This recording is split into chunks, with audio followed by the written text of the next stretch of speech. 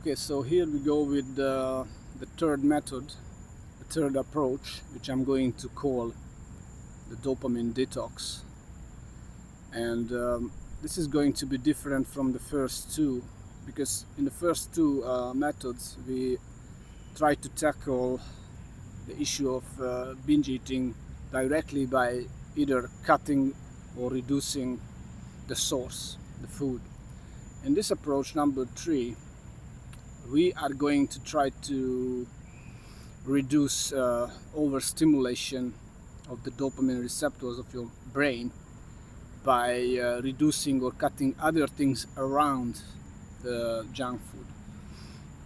There is a chance that you don't have just one bad habit, you have plenty. Like in my case, when I was over stimulating my brain with scrolling too much on my phone. Same thing goes with social media, internet pornography, and other addiction, other addictive behaviors.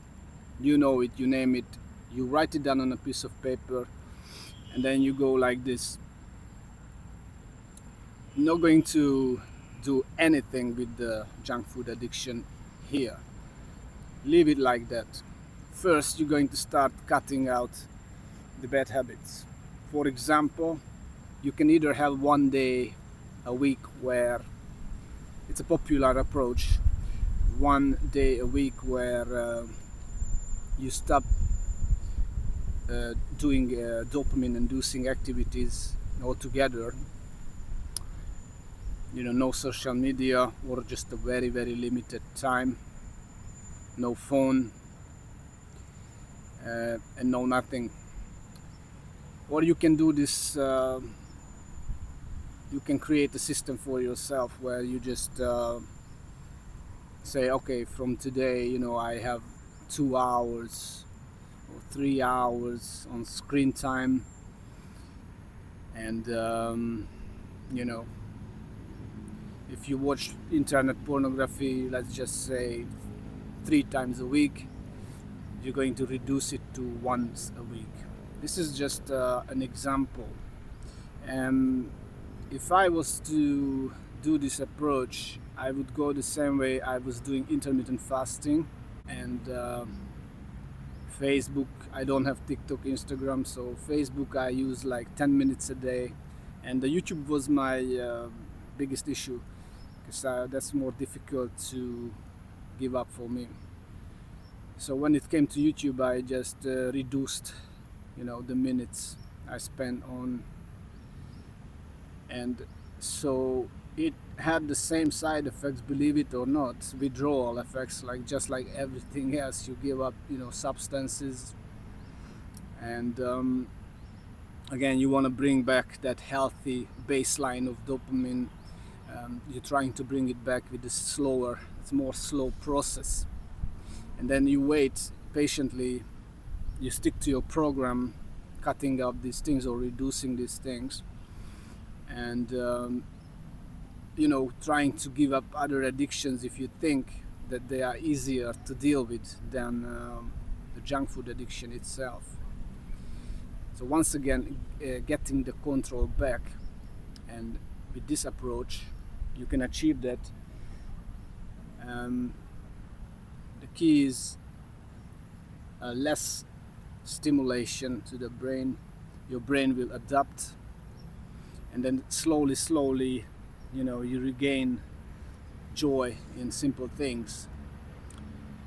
You are going to feel healthier mentally, and then when you are to that point, maybe it's gonna take you a few weeks or months, but when you are at the point where you feel like you get control back already, and you enjoy simple things, you don't feel depressed as much, you just feel generally better.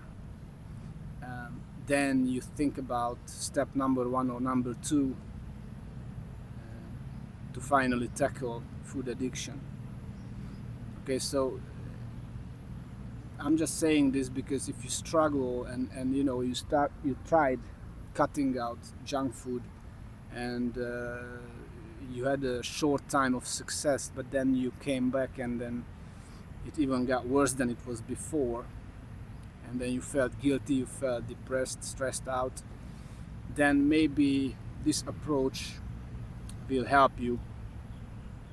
It's gonna give you a little bit of confidence boost, because you are achieving something, you are defeating bad habits, and that boost will give you the motivation to carry on in the long run.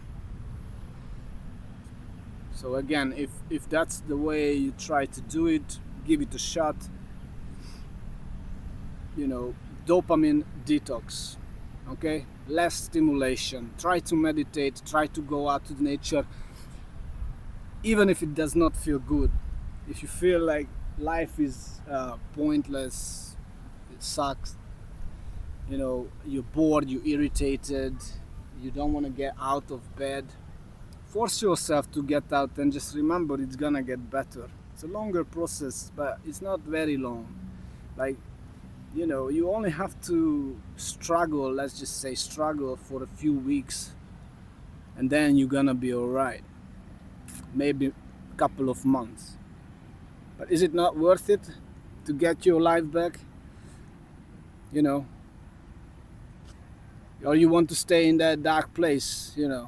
It's not good. You have to understand that there is a way out of this, and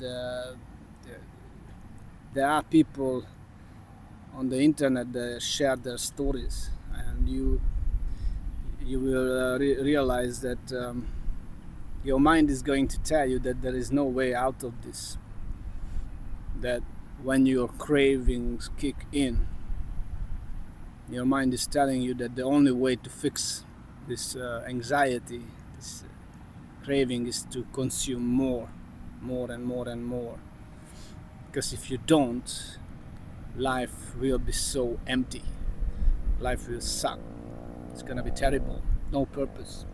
So that's how your mind is going to try to trick you into getting back to your bad habits. Get out of your comfort zone and do it. Again, in this approach, whatever you want to cut first, do it. Go for it, and I wish you good luck if you try this.